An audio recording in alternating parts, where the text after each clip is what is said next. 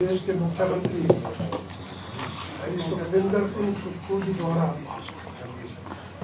Bharatiya Janata party के नेताओं के बारे में की गई टिप्पणियों की कड़ी निंदा करते हैं। उन्होंने जिस तरह से भारतीय जनता पार्टी के नेताओं को नसीहत और सलाह देने की कोशिश की है, उस पर भारतीय जनता पार्टी को कड़ा ऐतराज है। उनके द्वारा ये कहना कि भारतीय जनता पार्टी के राष्ट्रीय अध्यक्ष जेपी नड्डा अपने नेताओं पर बयानबाजी के लिए अंकुश लगाए। मैं कहना चाहता हूं, भारतीय जनता पार्टी के राष्ट्रीय अध्यक्ष को ऐसी किसी सलाह की आवश्यकता नहीं, और उस कांग्रेस पार्टी के मुख्यमंत्री द्वारा जिस पार्टी में अनुशासन नाम की चीज नहीं, जिसके राष्ट्रीय नेता देश विरोधी बयानबाजी करते रहते हैं, उसका मुख्यमंत्री सलाह दे तो इसकी भारतीय जनता पार्टी कड़ी आलोचना करती है और इसे कभी सहन नहीं करती। मेरा ये मानना है कि मुख्यमंत्री सुखविंदर सिंह सुक्खू अगर इस विषय पर कुछ करना चाहते तो अपने राष्ट्रीय नेता लोकसभा में विपक्ष के नेता श्री राहुल गांधी जी को सुझाव दें, उनको सलाह दें कि कहां कौन सा बयान देना। विदेशों में जाकर देश विरोधी बयानबाजी करना, देश के बारे में विवादित बयान देना, ये उनके राष्ट्रीय नेता की आदत बन गई, जिससे पूरी दुनिया में, पूरी विश्व में भारत की प्रतिष्ठा को ठेस पहुंचा। इसलिए जब वो इस तरह के राष्ट्र विरोधी बयान और यहां तक कि आरक्षण को खत्म करने की बात विदेश में, वो भी विशेषकर अमेरिका में जाकर कहेंगे, तो उस पर टिप्पणियां आना स्वाभाविक है। इसलिए मैं कांग्रेसी नेताओं से कहना चाहता हूं, आलोचना सहना सीखें और उन आलोचनाओं को सहकर अपने में सुधार करें, अपना आत्मचिंतन करें, और उसमें सुधार करके अगर वो दुनिया में देश की प्रतिष्ठा बढ़ा नहीं सकते तो कम से कम देश की प्रतिष्ठा को ठेस ना पहुंचाए। ये मैं आज इस प्रेस वार्ता के माध्यम से कहना चाहता हूं। दूसरा, मुख्यमंत्री जी ने 2 दिन पहले बयान दिया कि केंद्र की सरकार हिमाचल प्रदेश के साथ आर्थिक दृष्टि से अन्याय कर रही है, भेदभाव कर रही है। कोई 23,000 करोड़ का आंकड़ा दे दिया कि वो हमारा हिस्सा बनता है। मैं उनके इस बयान को निराधार मानता हूं। भारतीय जनता पार्टी के नेतृत्व वाली केंद्रीय सरकार ने हिमाचल प्रदेश के साथ ना कोई अन्याय किया, ना भेदभाव। कांग्रेस की प्रदेश की सरकार के कार्यकाल में अभी इनके अनुमान से कहीं ज्यादा धनराशि हिमाचल प्रदेश को दी।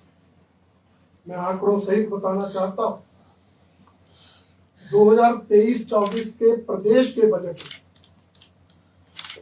जो केंद्रीय करों में हिस्सेदारी, वो प्रदेश के बजट में अनुमानित 8,478 करोड़। प्रदेश सरकार को अनुमान था कि केंद्रीय करों में हमें 8,478 करोड़ मिलेंगे, जबकि केंद्र सरकार ने 9,167 करोड़ 23 लाख रुपए इनके अनुमान से कहीं ज्यादा दिए। उसी तरह से 2024-25 के बजट हिमाचल प्रदेश सरकार का जो अनुमान था, केंद्रीय करों में हिस्सेदारी की अनुमानित राशि थी, वो 10,124 करोड़, जबकि केंद्र सरकार ने अपने बजट में प्रदेश को केंद्रीय करों में 10,351 करोड़ 86 लाख रुपए हिस्सेदारी के रूप में। इसी तरह से अगर आप केंद्रीय सहायता व अनुदान की बात करेंगे तो भी 2023-24 में 13,049 करोड़ और वित्तीय वर्ष 2024-25 में 13,287 करोड़ रुपए इस मद के अंतर्गत प्रदेश सरकार को मिले हैं। तो मैं समझता हूं ये हिमाचल प्रदेश के आर्थिक स्थिति जो बिगड़ी है उसका जो दोष देने का मुख्यमंत्री प्रयास कर रहे हैं, वो गलत आंकड़े प्रस्तुत कर रहे हैं, वो गुमराह करने की कोशिश कर रहे हैं। केंद्र सरकार ने हर संभव कोशिश की। अब अगर इसका टोटल करेंगे, केंद्रीय करों में हिस्सेदारी और केंद्रीय अनुदान व सहायता, तो कुल मिलाकर इन 2 वर्षों में 45,852 करोड़ रुपए केंद्र सरकार ने कोई कमी नहीं छोड़ी। इसलिए बेवजह आलोचना कर अपनी कमियों पर पर्दा डालने के लिए दूसरों पर दोष डालना, ये कांग्रेस नेताओं की पुरानी आदत है और वर्तमान मुख्यमंत्री भी उस आदत के शिकार है। सही ये है कि प्रदेश की आर्थिक स्थिति वर्तमान कांग्रेस सरकार द्वारा की जा रही धूल खर्ची और आर्थिक कुप्रबंधन का नतीजा है, परंतु वो इसको छिपाने की बजाय कभी पिछली भारतीय जनता पार्टी की सरकार को दोष देते हैं और कभी केंद्र सरकार को दोष देते हैं, जबकि ना पिछली भारतीय जनता पार्टी की सरकार ने कुछ गलत किया, ना केंद्र की सरकार कोई अन्याय कर रही है। ये स्थिति पहुंची है तो वर्तमान कांग्रेस सरकार के आर्थिक प्रबंधन, जूर खर्ची और भ्रष्टाचार के कारण पहुंची है। इसलिए मुख्यमंत्री जी दूसरों पर दोषारोपण करने की बजाय विचार विमर्श करें, एक्सपर्ट्स की राय लें, प्रदेश में आय के स्रोत बढ़ाएं, परंतु जनता पर बोझ न डालें। अभी तक जो आय के संसाधन बढ़ाने के प्रयास हो रहे हैं वो जनता पर टैक्स लगाकर हो रहे हैं, चाहे मिल्क सेस के नाम पर टैक्स लग रहा है, चाहे आप पर्यावरण टैक्स लगा रहे हैं, चाहे आप बिजली की दरों में बढ़ोतरी कर रहे हैं, चाहे आप पीने के पानी के बिल दे रहे हैं, चाहे आप डीजल पर वैट बढ़ा रहे हैं। आप अपने रिसोर्स बढ़ाने के लिए जनता पर बोझ डाल रहे हैं, जो कि लोकतांत्रिक परंपराओं के अनुरूप नहीं है। इसलिए आय के संसाधन बढ़ाने के लिए और अनेक ढंग है जिसको ये सरकार अपनाए ताकि प्रदेश स्थिति को, आर्थिक स्थिति को सुधारे। जहां तक अन्य विषयों की बात है, आप सब जानते हैं पिछले दिनों से प्रदेश में एक जन आंदोलन चला है, सामाजिक आंदोलन चला है, और उस आंदोलन की स्थिति से निपटने के लिए 13 सितंबर को मुख्यमंत्री जी ने सर्वदलीय बैठक बुलाई और सर्वदलीय बैठक बुलाकर एक स्टेटमेंट भी इशू की थी प्रेस वार्ता, और उसमें जो राय बनी थी वो यही थी कि जो बाहरी राज्यों से लोग आ रहे हैं उनकी पहचान और उनकी जो पहचान और चरित्र प्रमाण, आइडेंटिफिकेशन और कैरेक्टर वेरिफिकेशन हो, और वो कैसे यहाँ रोजी रोटी करेंगे उस पर कोई ठोस नीति बने। इसके लिए उन्होंने कहा था मैं आज ही विधानसभा अध्यक्ष से बात करूंगा, आज ही दोनों दलों के विधायकों की संयुक्त कमेटी बनेगी और जल्दी ही ठोस नीति बनेगी। 1 सप्ताह बीतने को आ गया, परंतु अभी तक कमेटी भी गठित नहीं हुई, जिससे लगता है कि ना ये सरकार ना मुख्यमंत्री प्रदेश के इस संवेदनशील मुद्दे को लेकर गंभीर। हमने उस दिन भी कहा था, हमारा ये मानना है कि जो प्रदेश के मूल निवासी हैं, वो चाहे किसी भी समुदाय के, वो भाईचारे के साथ है, वो प्रदेश में शांति और सौहार्द चाहते। परंतु रोटी रोटी कमाने के नाम पर जो दूसरे राज्यों से लोग आ रहे हैं, उनके आने पर ना उनकी पहचान होती, ना उनके उत्तर प्रमाण लिए जाते हैं, और ना उनकी रोटी रोटी कमाने के लिए कहाँ उन्होंने जाना है, कहाँ उन्होंने बैठना है, कहाँ उनकी रेहड़ी होगी, कहाँ उनकी फेरी होगी, कहाँ वो फेरी लगाएंगे, इस पर कोई प्रदेश सरकार की नीति ना होने के कारण जो है ये स्थिति यहाँ तक पहुंची। और दूसरा, वो लोग रोटी रोटी कमाकर रात को उन भवनों में रह रहे हैं जो सरकारी जमीन पर अवैध ढंग से मस्जिदों के नाम पर बने, उनमें रहकर असामाजिक गतिविधियों को अंजाम दे रहे हैं, जिसके कारण समाज में तनाव पैदा होता है, जिसके कारण आंदोलन, समाज को आंदोलन करने की स्थिति में आना है।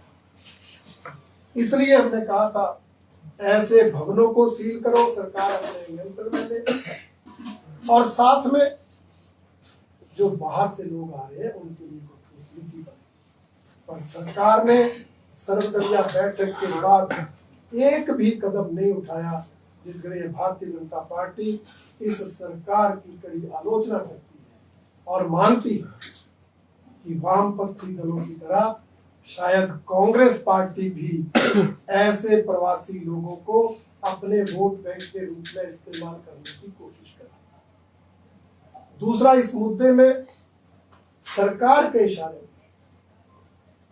जन आंदोलन में जो लोग आगे आए, भारी भारी से उन पर मुकदमे, उन पर केस बनाए जा रहे हैं। आंदोलन एक हफ्ता पहले हो गया, एक हफ्ते बाद भी अभी तक भी मामले दर्ज हो रहे हैं। और मुझे सूचना मिली है कि कई पत्रकारों को भी नोटिस आ गए, जबकि पत्रकार तो स्थिति से जनता को अवगत कराते हैं, मीडिया अपना काम करता है, लोकतंत्र का महत्वपूर्ण स्तंभ है मीडिया।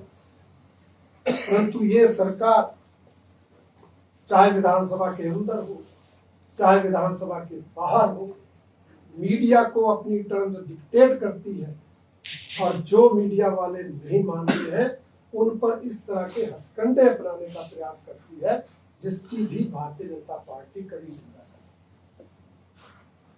इसके अलावा एक कल हमारी केंद्र की सरकार ने कैबिनेट में निर्णय लिया है, एक राष्ट्र एक चुनाव। भारतीय जनता पार्टी इस निर्णय का स्वागत करती है। हालांकि इस पर भी व्यापक चर्चा होकर बिल लाकर एक कानून का रूप लेगा, परंतु हमारा मानना है कि इस देश में एक ही बार लोकसभा और विधानसभा के चुनाव को ये आज समय की आवश्यकता है, क्योंकि जितना खर्चा सरकारों का चुनाव करवाने पर होता है वो लगातार बढ़ता जा रहा है। 1951 में जहां 11 करोड़ में इलेक्शन हो गए थे, वहां आज 60,000 करोड़ रुपए तक ये खर्चा एक चुनाव में।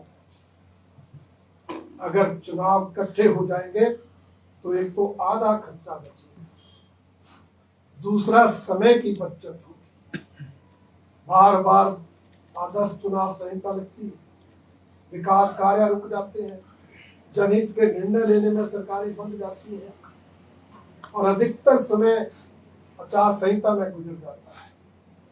और जो सरकार में बैठे लोग हैं वो भी चुनाव प्रचार में ही अपना समय लगा देते हैं, इसलिए ज्यादातर समय जनहित में लगे, प्रदेश हित में लगे, देश हित में लगे, विकास कार्यों के लिए लगे।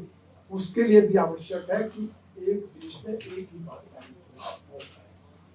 और भी बहुत सी इससे फायदे होने वाले हैं। अधिकतर जगह टीचर्स अध्यापकों के कर्मचारियों की ड्यूटीज लगती है, बच्चों की पढ़ाई प्रभावित होती है, उसमें भी फर्क पड़ेगा। सेना के जवानों को बार बार लगाया जाता है, खर्चे के साथ साथ सुरक्षा के लिए भी वो कई बार दिक्कत आती है। तो ऐसे सारे मामलों में एक राष्ट्र एक चुनाव निर्णय से फायदा होगा। इसलिए भारतीय जनता पार्टी इस ऐतिहासिक निर्णय को लेने के लिए केंद्र सरकार को बहुत बहुत बधाई देती है। उनका बहुत बहुत धन्यवाद।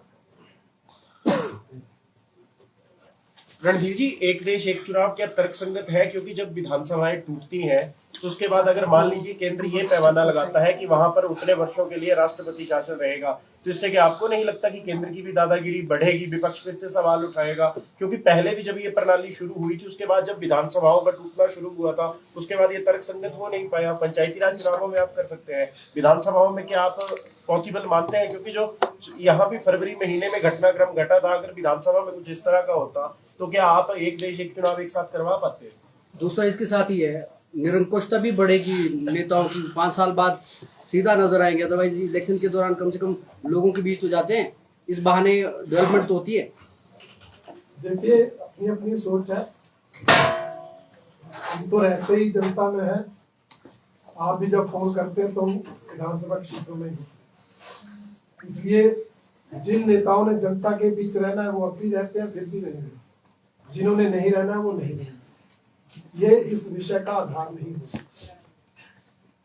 और जो दूसरी बात आई है मिड टर्म पोल की, उसके बारे में व्यापक चर्चा होगी। कितने समय के अंदर सरकार जाती है तो राष्ट्रपति शासन लगेगा, कितने समय के अंदर नहीं जाती तो नहीं लगेगा। इस पर अभी व्यापक चर्चा होकर निर्णय होगा। मैंने जैसे कहा, सभी राजनीतिक दलों और सभी चुने हुए सांसदों में, लोकसभा में, राज्यसभा में इस पर व्यापक चर्चा हो और उसके बाद कानून बनेगा। परंतु हमारा ये मानना है कि ये सोच देश हित में है, इसलिए ये निर्णय होना है।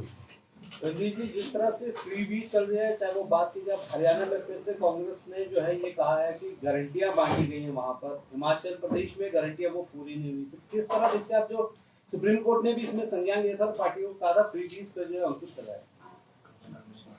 देखिए, ये तो जनता को देखना है। जब कांग्रेस पार्टी के लोग फ्री में देने वाली गारंटियां हिमाचल प्रदेश में पूरा नहीं कर पाए, तो कांग्रेस पार्टी को हरियाणा की जनता को सबक सिखाना चाहिए। और अगर जनता ऐसे बहकावों में, ऐसे वायदों में, ऐसी गारंटियों में बिना आए देश हित में, प्रदेश हित में, जनहित में निर्णय लेकर वोट डालेंगे, तो अपने आप राजनीतिक दल इस तरह के वायदे करने और इस तरह की गारंटियां लेने से पीछे।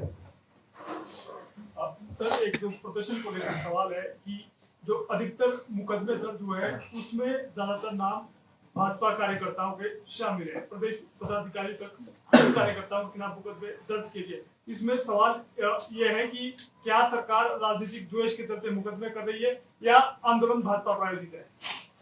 नहीं, देखिए, मैंने पहले भी कहा, आंदोलन समाज का था, जनता का था, भारतीय जनता पार्टी प्रायोजित नहीं। उसमें कांग्रेस पार्टी के भी लोग थे, उसमें हमारी विचारधारा से संबंधित लोग भी थे। परंतु सरकार जो है राजनीतिक प्रतिशोध की भावना से हमारी विचारधारा से जुड़े लोगों पर ही मुकदमे दर्ज कर। और मेरी सूचना ये है कि जहां कहीं किसी कांग्रेस समर्थक के खिलाफ मामला दर्ज भी हो रहा है, उसको भी वापस लेने के प्रयास कर रहे हैं। इसलिए ये आरोप तो हमारा है कि ये सरकार राजनीतिक प्रतिशोध की भावना से हर मसले पर काम करती है।